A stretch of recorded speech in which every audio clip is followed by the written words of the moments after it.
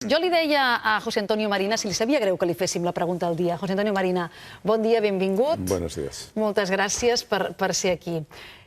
La pregunta del dia d'avui a Matins és què us semblen les paraules del cardenal Rouco abocant la guerra civil. No sé si ha tenido oportunidad de escucharlas. Ayer en el funeral de Estado para en memoria de Adolfo Suárez, el cardenal Rouco Varela, que además se está yendo, ¿no? Se ha ido ya de la conferencia episcopal y se irá también de Madrid, vino a decir que las condiciones que en un momento dado propiciaron una guerra civil aún podrían estar vigentes. ¿Eso es una manera de utilizar el miedo? Sin duda alguna. El problema del miedo es que es una emoción muy potente y que se desencadena con mucha facilidad. Con lo cual, la tentación de instrumentalizar el miedo ha sido constante en las religiones, en las políticas, en la escuela, en las familias, es decir, porque es muy fácil. Maquiavelo decía al príncipe, bueno, sería estupendo el que se pudiera uno dirigir al pueblo despertando su amor, pero como eso es muy difícil, es mejor despertar el miedo. Y yo creo que tenemos, precisamente porque tengo verdadero odio al miedo y verdadero odio a los que meten miedo, hay que comenzar una campaña contra ellos. No se puede meter miedo. No se puede meter miedo porque es un arma demasiado fácil y demasiado tramposa. ¿Y cómo nos protegemos? Bueno, pues yo creo respecto de los miedos públicos... Sí, estos miedos colectivos. Estos miedos colectivos, siendo crítico y siendo implacable con los que meten miedo. No se puede permitir porque además casi todo el mundo lo usa. Yo cada vez que en España, por ejemplo, oigo, ¿está en peligro la democracia? No está en peligro la democracia. Cuando se tiene un problema, lo que hay que hacer es afrontar el problema. Y por lo que es tan importante desarrollar el concepto de valentía, es porque la valentía no solo individual, sino la valentía social, es completamente necesaria para la vida de los pueblos. Es muy curioso que en Estados Unidos, después de la crisis económica, que fue una crisis de colapso de valores morales en la economía, han aparecido muchos libros sobre la valentía moral, de moral courage. ¿Y por qué la valentía moral? Porque lo que se preguntaban es, pero con la cantidad de gente que sabía lo que se estaba haciendo, nadie tuvo el coraje moral de protestar, de avisar, pues no, porque hemos entrado en una especie de desmoralización generalizada, de decir, bueno, yo no me meto en líos, pues que lo haga otro. Y acabamos siendo todos colaboracionistas sin querer, y luego cuando pasa lo que pasa nos echamos las manos a la cabeza, pero ¿qué es lo que ha pasado? Pues lo que ha pasado es que todo el mundo hemos pecado un poco de cobardía social. ¿Y de indiferencia, quizá? Sí, bueno, la indiferencia muchas veces es cierto, en algunos casos es indiferencia, y en otros casos la indiferencia es una especie como de defensa o de excusa. Prefiero no saberlo, ¿Por qué se ha extendido tanto en casi todos los países, y en España lo conocemos muy bien, la corrupción? Pero se veía muchos testigos, pero se veía mucha gente que no estaba corrupta, pero callaba. Bueno, la valentía va por ahí. Y cuando ya desde los griegos se decía que la valentía, yo lo llamaban la fortaleza, era la estructura básica del comportamiento moral, porque era lo que nos permitía tomar decisiones no solo por el interés, no solo por el miedo, no solo por guardar mi viña, sino porque creía que tenía que defender ciertos valores en el momento en que nos volvemos todos, pero hay que decir aquí, nos volvemos todos muy cobardes, pues entonces empezamos a soportar cosas que a lo mejor no soportábamos. Que un país estructuralmente tan demócrata como Estados Unidos haya soportado lo de Guantánamo, a los observadores de fuera nos llama mucho la atención. Pero bueno, si es que eso va en contra de los principios básicos de Estados Unidos, pero tienen miedo. Y cuando un político estimula el miedo, lo que fuerza es que la gente se olvide de cosas fundamentales y entonces la seguridad aparezca como el máximo valor a defender y entonces se pueden hacer cosas muy raras. Pues aquí estamos, ¿eh? Claro, claro. Y aquí en España estamos viviendo con la crisis se ha vivido una epidemia de miedo económico, porque además hay en las etapas históricas hay miedos específicos de cada etapa, hay momentos de seguridad, y en este momento, en los últimos 6 o 7 años, hemos vivido un proceso y una epidemia de miedo económico por una razón. Lidia, uno de los encadenantes del miedo es no poder prever el futuro. por eso todos los sistemas de seguridad es a ver si puedo de alguna forma asegurar el futuro. Y ahora, lo incierto. Lo incierto, claro. Y ahora lo que ocurre es que con esta crisis todo el mundo se ha visto que está en situación de provisionalidad. No, yo tenía un buen empleo, pero no sé si lo voy a tener mañana. Yo tengo unas pensiones, no sé si las voy a tener mañana. Y eso produce una sensación de miedo que es peligrosa porque con el miedo todo el mundo se vuelve muy dócil. Claro, pero ese miedo es real. La gente sufre, sufre porque no puede llegar a final de mes, porque no puede pagar sus facturas, porque no puede atender a su familia como querría. José Antonio Marina, que ha escrito mucho y sobre muchas cosas, yo decía antes que nos ha analizado del derecho y del revés, nos viene a presentar su pensamiento de siempre, y supongo que en evolución constante, y un libro en concreto, Los miedos y el aprendizaje de la valentía. En ese prólogo, en el prólogo de ese libro, que además viene presentado, que es como un regalo, señor Marina. Sí, es muy bonito. Por cierto, esa imagen que estamos viendo, yo veo un lobo. Sí. Sí, ¿no? Es un lobo que el morro se ha convertido en una cama donde hay una niña con miedo. Es muy ingeniosa portada. Decía que viene presentado con una caja y en el prólogo de ese libro usted ya dice enseguida, voy a abrir esta caja, que la especie humana es la más miedosa de todas. Y no hay especie más miedosa que la humana porque a los peligros reales añadimos los peligros imaginados. Sí, ese es el problema del miedo, porque el miedo se ha mantenido en todos los animales y a lo largo de la evolución porque es conveniente, es benefactor. El miedo es la emoción que detecta el peligro y prepara al organismo para enfrentarse con el peligro. Y hasta ahí, estupendo. Pero la inteligencia humana nos juega de vez en cuando malas pasadas. Y entonces nosotros no solo tememos a miedos reales, sino que tememos a peligros que no son realmente reales, que los ampliamos, que los relacionamos con otras cosas y acabamos pasando muchos miedos innecesarios. Usted decía, hay miedos normales, exagerados y patológicos. Pónganos un ejemplo de... Realmente te has aprendido estupendamente esto. Home, és el que ens toca. Miedos normales. Si aparece por ahí un tigre, mejor nos vamos y hacemos bien en huir. Miedos exagerados.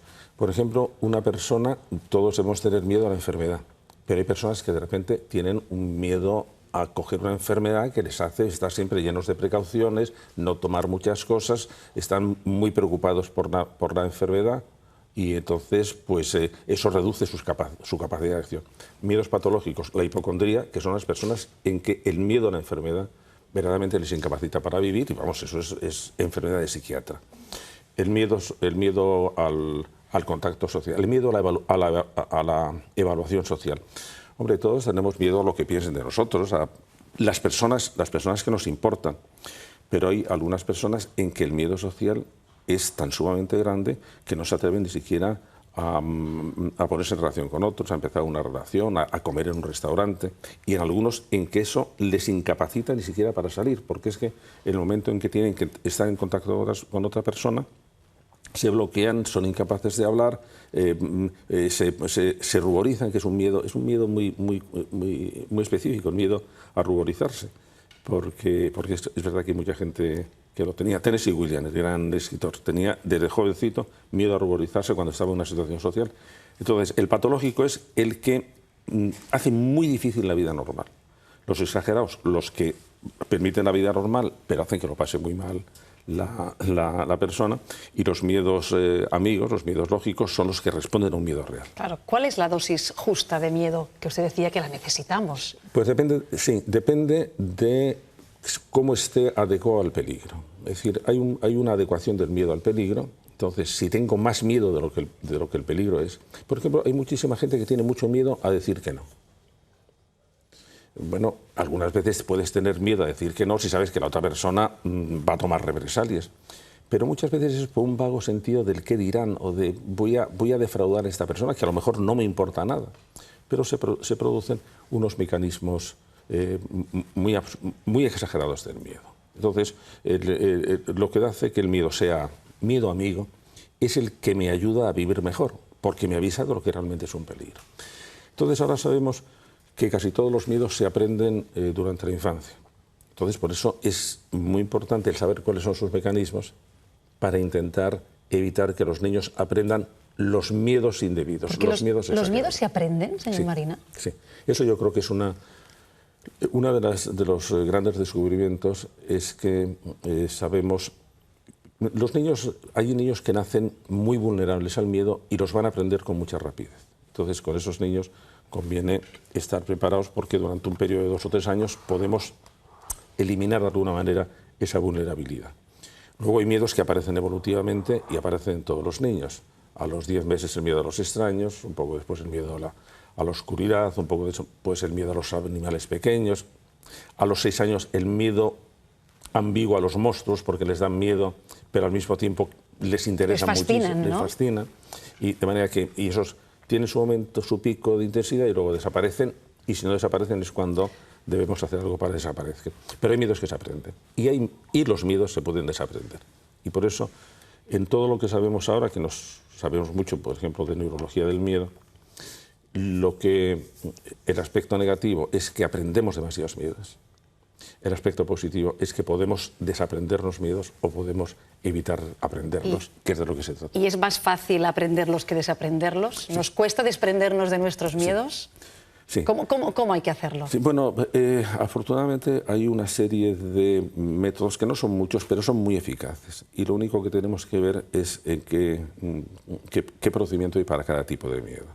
Suelen ser, por ejemplo, los miedos tienden a extinguirse si nos vamos habituando poco a poco al desencadenante. Es decir, si un niño o un adulto tiene miedo a los conejos, por ejemplo. A los pájaros, ¿no? A los pájaros, muchísimos a los pájaros. Y muchísimos incluso a todos los animales con pluma. Es decir, ¿y por qué van a temer a una gallina? Bueno, es una especie, como las fobias son una especie de miedo, de repugnancia, pero es una conducta evitativa. No quiero acercarme a esto. Entonces hay unos procesos de desensibilización, que es ir acercándose poquito a poco para que el organismo...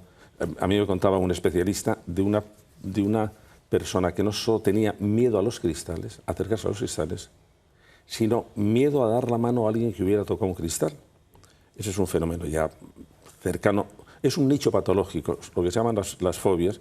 Puede haber lo que llaman TEC, trastornos obsesivos compulsivos, puede ser un nicho de patología en una persona absolutamente normal. Es completamente normal en todo, menos en los cristales. Ahí cuando llega a los cristales, y ni siquiera podían dar la mano a una persona que hubiera tocado un cristal. Y él me decía, no, yo empecé, que yo tocaba una mano con el cristal y ya me tenía que dar la mano. Y así empezó a desensibilizarse sobre eso. A los niños, con eso, a los niños dándole explicaciones, porque muchas veces a los adultos también los miedos se fundan en creencias erróneas que tenemos. Por ejemplo, el trastorno de pánico es un trastorno muy típico de personas que en cuanto se sienten el corazón, por ejemplo, piensan que ya se van a morir. Entonces se sienten una especie de pánico espantoso. Se lo sienten... Se lo sienten, y bueno, entonces ahí es cambiar un poco las creencias, explicarle que eso no tiene nada que ver con una alteración de corazón, y eso con calma va cambiando. A los niños premiando cada acto de valor que hacen. Y en todos los casos fortaleciendo, cuando una persona se mueve con seguridad en un ámbito, entonces pierde el miedo a eso. Por ejemplo, el miedo socialmente más extenso es el miedo a hablar en público, que para algunas personas es absolutamente bloqueante. Entonces, en el momento que esa persona se va dando cuenta que se mueve con seguridad, porque lo que le da miedo es que no sabe si se va a bloquear, si va a tartamudear, si se le va a olvidar. Entonces, cuando se va aumentando la fortaleza de esa persona, es decir, la seguridad para moverse en ese campo, va disminuyendo los miedos. De manera que sí tenemos procedimientos que funcionan. No es lo mismo para quitar el miedo a hablar en público que para quitar el miedo a la oscuridad, que para quitar el miedo a las tormentas. ¿Eso es aprender a ser valiente? Sí. Sí. Vamos a ver, la valentía, por eso es tan importante. La definición específica de valentía es la capacidad de mantener una meta que considero que es valiosa, a pesar del riesgo que tenga, del miedo que me dé, del esfuerzo que me exija, porque también hay una valentía para el esfuerzo. Es decir, las personas que ante cualquier esfuerzo se echan para atrás, eso es un tipo de cobardía también, no ante un peligro, sino ante una dificultad. Pero la presión de la obligación de ser valiente también puede pesar a muchas personas, profesor. Sí, sobre todo eso pesa mucho en los chicos, y pesa especialmente en los adolescentes.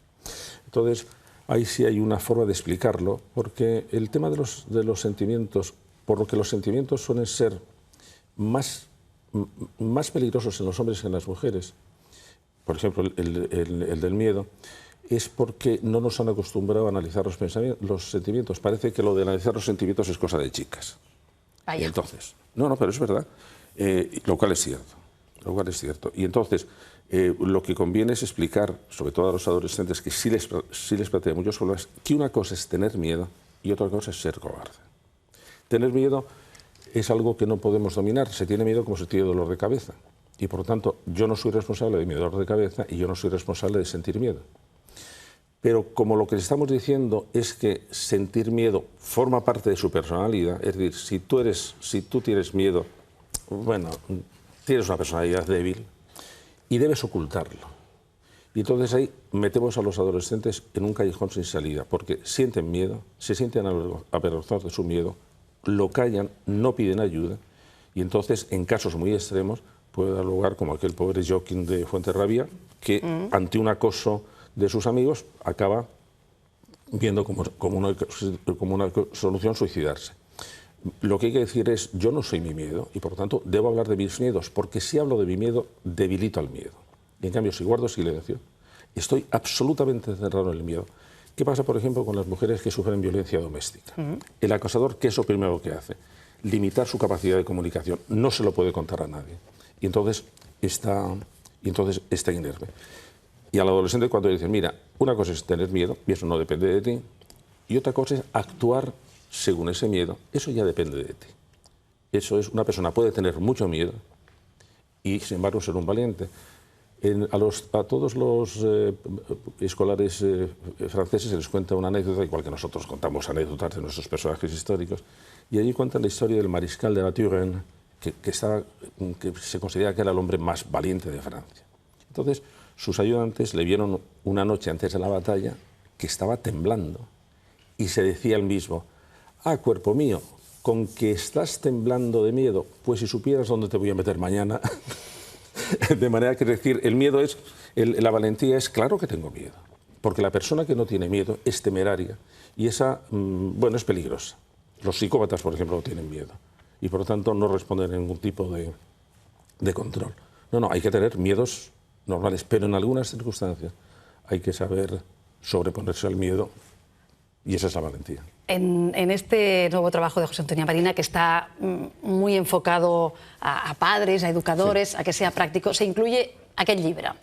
Aquest llibre està pensat perquè el facin servir els nens, ¿no? Los más pequeños. Nosotros hemos dado a la hija de una compañera, la hija de Cristina, a Berta, que tiene 7 años, y le hemos dicho, juega un poco con él. Y en una página donde usted pedía que se dibujara un monstruo, sí, nos ha dibujado este. Claro, porque lo que pasa, hay en los niños sobre todo, también en los adultos en otro nivel. Lo que tenemos que hacer es que precisen a qué tienen miedo para luego intentar reírse un poco de ellos, es decir, devaluarlos. Y aquí tienes que dibujar un miedo y luego arranca la página, hazle una pelota y pégale una patada. Es decir, hay que reírse un poco de los monstruos. Mi nieto tiene 6 años, estamos escribiendo los dos juntos un libro que se llama Cuentos para que los niños no tengan miedo a los monstruos, a los vampiros y a las brujas. Y él tenía mucho miedo a los vampiros. Y entonces a él mismo se le ocurrió, ¿qué pasaría si el vampiro de repente le dolían los dientes? Y va al dentista y el dentista le cambian los colmillos y les ponen unos colmillos de goma. Y ya cuando va a morder, pues se encuentra el pobre vampiro. Entonces empezó el vampiro casi a darle pena, porque el pobre vampiro ya no podía morder. El cambiar un poco la interpretación que se da al monstruo, y esta niña, pues claro, ha puesto un monstruo absolutamente gritando ¡ay! Todo para asustar. Sí, esto es una hacha, una destral. Una hacha, claro, una hacha. No, es una delicia, porque este es un libro práctico para niños, porque el libro, en general, que empezó dentro del proyecto educativo que yo llevo en la Universidad de Padres, pero sin embargo, como lo que me interesaba, porque es la manera de desarmar los miedos, es conocer sus mecanismos, al final el libro vale para niños, vale para padres o vale para cualquiera que tenga miedo. Y quería centrarme en algo que fuera para los niños, para aprovechar lo que sabemos de cómo deben luchar. Y entonces es por lo que hice esto aparte, que lo pasé realmente muy bien. Por ejemplo, mira, hombre, esto es una obra de arte. Porque una de las cosas que ya le direm a la Berta. Aquí es el teléfono rojo. Dibuja un teléfono rojo y regálaselo a la persona en quien más confíes y dile, si alguna vez tengo miedo, te llamaré a este teléfono. Y claro, ha pintado un teléfono muy... És de Vic, este teléfono, parece una llangonissa. Oye, no te metas con... Es de Vic, la Berta. Claro. ¿Y Berta quién ha dicho que se lo va a regalar? A la madre. Sí. Bueno, estas cosas hacen que el niño hable sobre los miedos, piense sobre los miedos. Sabemos que cuando los niños son muy pequeños, las primeras palabras, una de las primeras palabras que debían aprender son palabras que se refieren a sentimientos que les perturban mucho. Uno es la palabra miedo, otra es la palabra tristeza y otra es la palabra furia. Porque cuando tienen una palabra para designar algo que les ocurre, claro, nosotros estamos ya acostumbrados y sabemos lo que es un sentimiento, una emoción, tener miedo. Los niños lo único que saben es que de repente les mueve la furia y muchos de ellos se asustan. Entonces, el decir, mira, lo que te está pasando es que estás triste y tienes ganas de llorar, o que tienes furia porque te has enfadado, o tienes miedo, entonces el niño de alguna forma ya se tranquiliza porque puede manejar eso y comunicárselo a otra persona. Profesor Marina, antes de dejarle marchar y aprovechando que esta visita, usted y los espectadores lo saben, aparte de ocuparse de sentimientos y emociones, usted tiene la educación, ¿no? Y el futuro de la educación como una de sus materias primeras de trabajo y es partidario de este aprendizaje continuo, ¿no? Y más en la época en que nos movemos. Y yo le he visto una frase escrita, no sé si hace mucho, que decía, estudiar puede ser duro, pero aprender es maravilloso. Sí. ¿Lo estamos haciendo bien? No. Y de hecho, cuando nos acercamos a la escuela, vemos que todos los niños nacen con verdadero afán de aprender. Por eso a los 3 años todos los niños hacen muchísimas preguntas porque quieren enterarse. Cuando entran a la escuela, si no lo hacemos bien, cambian el afán de aprender por la necesidad de aprobar. Y entonces hemos fastidiado el invento. Y entonces, en la escuela, a todos los niveles, lo que debemos estar es fomentando la belleza de la experiencia de aprender. Cuidado, eso a todas las edades, porque ahora en lo que realmente hemos entrado no es en la edad de la tecnología, en la edad del conocimiento, sino en la edad del aprendizaje continuo. Todos vamos a tener que estar aprendiendo siempre porque el mundo va muy rápido. Cuando yo digo esto a personas, se dicen, entonces, qué horror, vamos a tener que estar estudiando siempre. Si no se trata de estudiar, se trata de qué es lo que quiero conseguir. Es decir, bailar bien es muy bonito, hacer ejercicios de barra es muy pesado, sí, pero si no los hago no bailo bien. De manera que hay que tener presente la belleza o lo importante de lo que se quiere conseguir. Y sobre todo, no sé en catalán, pero por ejemplo en castellano, ha penetrado en el lenguaje esta especie de negativismo acerca del aprendizaje, que si yo le digo a alguien, te voy a dar una lección, no le estoy diciendo te voy a enseñar algo, sino te voy a dar un castigo. Hombre, por Dios, es que así estamos dramatizando algo que realmente es muy bonito, que es aprender. Me gustaría también que nos diera su opinión sobre una cuestión que se hizo pública la semana pasada y que forma parte de cómo mejorar la educación en general y si eso pasa por también mejorar la calidad de los docentes. Se ha aprobado en Cataluña, no sin polémica, un decreto de plantillas en que se les da a los directores de centro autonomía para poder escoger sus equipos, más de la que tenían hasta ahora, en que pesaba sobre todo criterios de antigüedad y ahora pasarán a pesar también criterios de idoneidad. ¿Ese es un camino, con toda la polémica que puede llevar aparejada? Uno de los problemas de la educación es que tenemos que separar la ideología de la educación. La ideología es a la educación lo que la mixomatosis al conejo. Y tenemos que ir a ver qué sabemos de educación y qué sabemos de las cosas que han funcionado de educación. Respecto de la mejora de la escuela, tenemos muchos estudios muy buenos, por ejemplo, el de la consultora McKinsey, que estudió con 10 años de diferencia cómo se habían puesto en marcha reformas en muchas naciones, las que habían funcionado y las que no habían funcionado. Y 2 conclusiones absolutamente confirmadas. Para mejorar un sistema educativo tienen que mejorar los equipos de dirección de los centros. Los centros tienen que tener autonomía y la formación del profesorado debe ser muy buena. Y esos son 3 elementos absolutamente necesarios, porque cada centro tiene que hacer su proyecto educativo y contar con la gente, de manera que todo lo que sea fomentar la capacitación y la especialización de directores de centro y que puedan hacer su proyecto de centro y, por lo tanto, dentro incluso de la plantilla de funcionarios, es decir, de profesores que son funcionarios, sí. Es decir, mirar, este es mi proyecto educativo, te vendrías a mi centro. Hay centros nosotros hemos hecho, la fundación que yo dirijo, la Fundación Universidad de Padres, hemos hecho a la consejería de una comunidad autónoma, que como su respuesta no ha sido muy brillante, no quiero decir cuál es, le hicimos la propuesta de que nos encargara la gestión de las 5 peores escuelas que viven en la comunidad, las más conflictivas. Y que lo único que pedíamos es que pudiéramos seleccionar a los profesores y que fueran allí voluntarios. Es decir, ¿va a ir voluntarios profesores a un sitio tan conflictivo? Claro que sí. Hay muchos profesores verdaderamente magníficos, pero tengo que tener posibilidad de poderlos seleccionar, de poderlos formar, de comprometerlos en un proyecto. Se negaron, dijeron que no. No sé por qué, porque era una manera de demostrar que también, igual que en el miedo sabemos muchas cosas, en cómo gestionar una escuela sabemos muchas cosas. Pero, por ejemplo, yo voy mucho a Harvard porque en la Universidad de Harvard se preocupa mucho de la educación. Te encuentras con que hay libros enteros dedicados a cómo un director de escuela ha mejorado esa escuela. Pero libros enteros. Fulanito fue nombrado como director de esa escuela tal año. A los 3 años había hecho esto. Y consideran que es un tema que merece la pena dedicarle un libro, porque hay que explicar por qué esa persona lo ha hecho también. De manera que, sin conocer muy bien los detalles de la norma catalana, ese camino me parece un camino absolutamente imprescindible. José Antonio Marina, que ha vingut a parlar-nos sobretot de com gestionar les nostres pors. ¿Usted a qué tiene miedo? He tenido muchos miedos. ¿Sí? Esto nos tranquiliza a todos, seguro. No, he tenido muchísimos miedos muy absurdos. Creo que he tenido, por ejemplo, un miedo, incluso ese le mantengo de alguna forma, un miedo exagerado de defraudar. Y además, exagerado. Es decir, ¿y por qué? ¿Y por qué tanto? Porque, bueno, hasta un límite es bueno, pero estar demasiado preocupado por...